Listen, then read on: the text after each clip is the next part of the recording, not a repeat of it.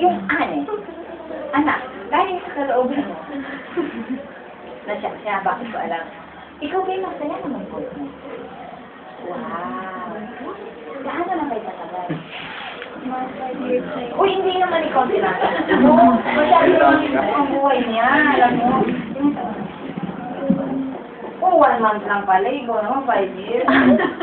Hindi ko ikaw yung ka 5 years. 1 month. Sige, bagong-bago ano.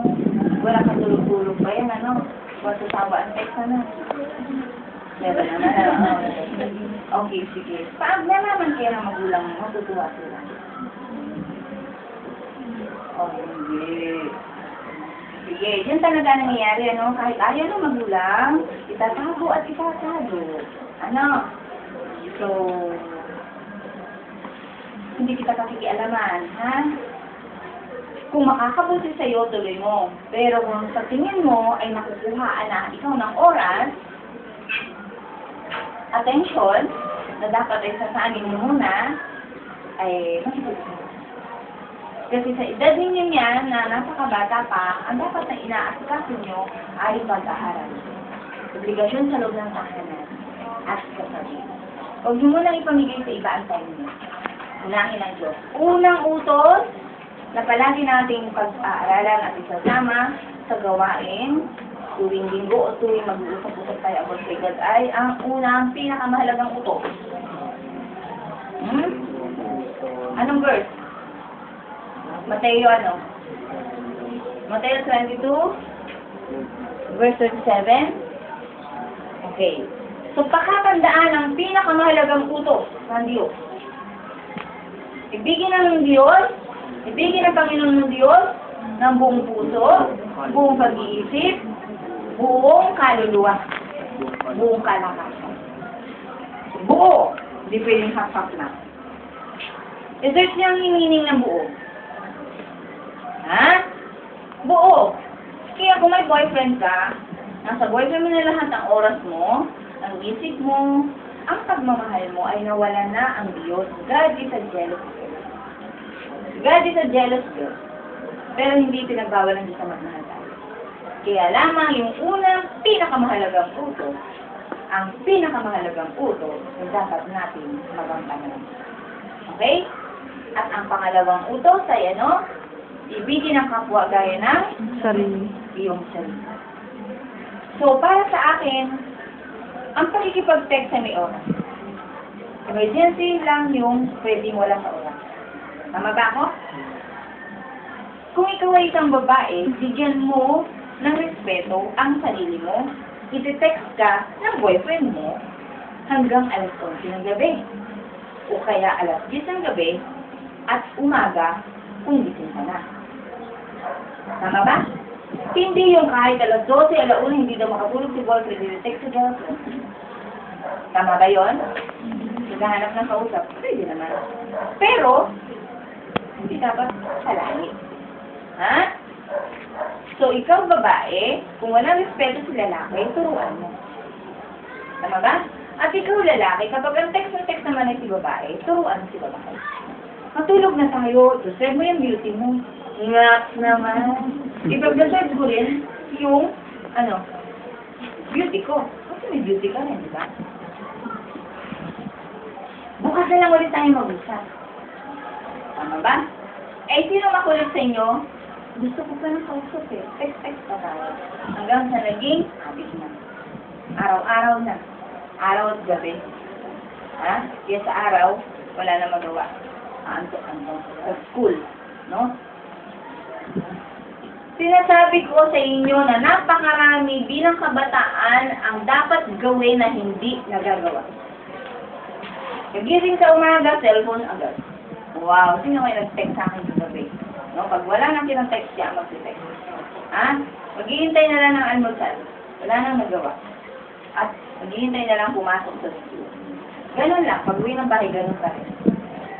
So, wala nang nagagawang contribution sa loob ng bahay. At nakakalungkot isipin, naghihintay na lang lagi sa magulang ng ibibigay. Ganyan, napakaraming kabataan ngayon.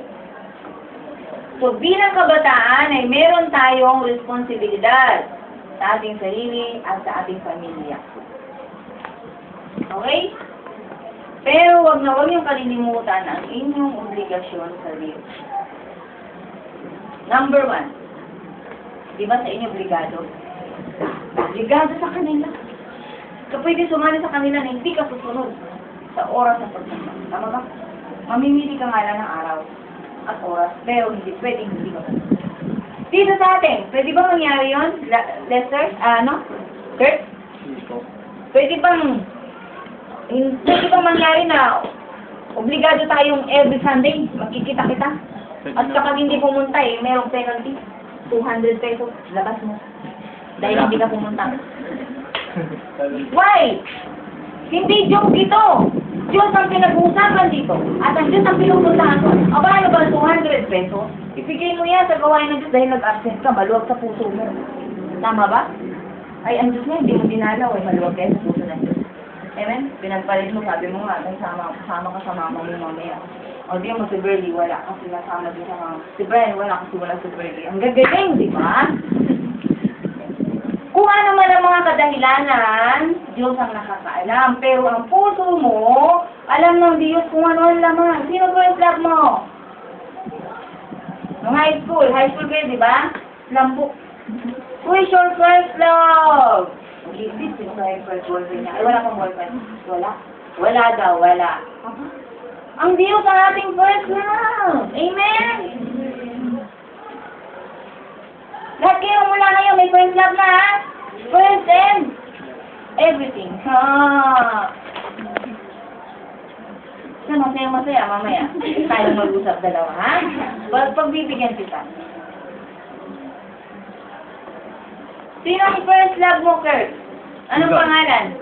God. Wala ka bang first love? No. Wow! Narinig niyo yun? Wala pa siyang first love! Wala pa siyang first relationship. Uy! Ang gwapo na ito. Grabe, no? Yan ang mukha na ibinigay ni God sa kanya. Sobrang pasasalamat ni Kurt. Di kaya, Kurt? Sobrang pasasalamat mo na binigyan ka ni God ng kanyang mukha. Hindi naman. Aba, dapat sobra mo pasasalamatan yan, Kurt! Sobra! Sabihin mo, Panginoon, salamat, sobra, salamat, ang ganda ng aking kilay. Hindi ko na kailangan patastasan.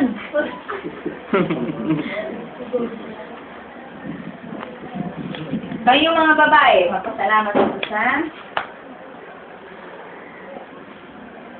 Pag may kapera, huwag na magpa-no-sleep, ha? Huwag na magpadagdag, ha? Ng height, tama na kung ano yung height. Ha? Kung ano ang meron na ibinigay ng Diyos, pasalamatan ng Diyos, may rason. Ha?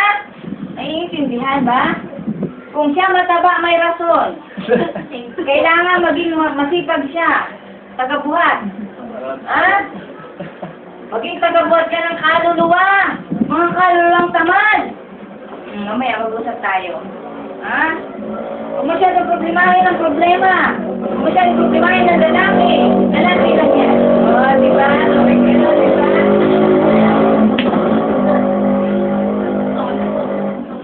May itatanong ako seryoso. Sino sa inyo, ang sa palagay niyo magtutuloy-tuloy? Pag ang Diyos ang pinag-uusapan. Paso nga kamay. Palagay lang nga kasi nararamdaman yan eh. Sino sa inyo ang sa tingin niyo ay tuloy-tuloy na pag-aaralan ang dinaanan ng Diyos? O ang buhay ng Diyos, tuloy-tuloy na pag-aaralan? Lahat kayo, hindi niyo naiintindihan ang tanong ko.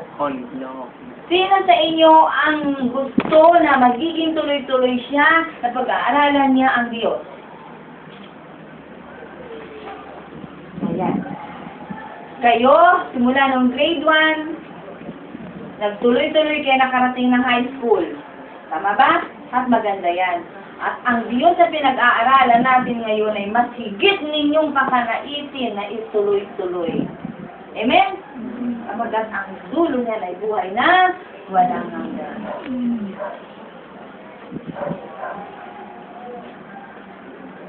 Seryoso ako. Good. Oo po. Sa palagay mo, yung kasama mo, magiging seryoso rin kagaya mo? Sa palagay mo, ikaw, yung tinatanong ko, hindi siya. Ramdam mo ba na magiging kagaya mo rin ang damdamin niya? Pakiramdaman mo.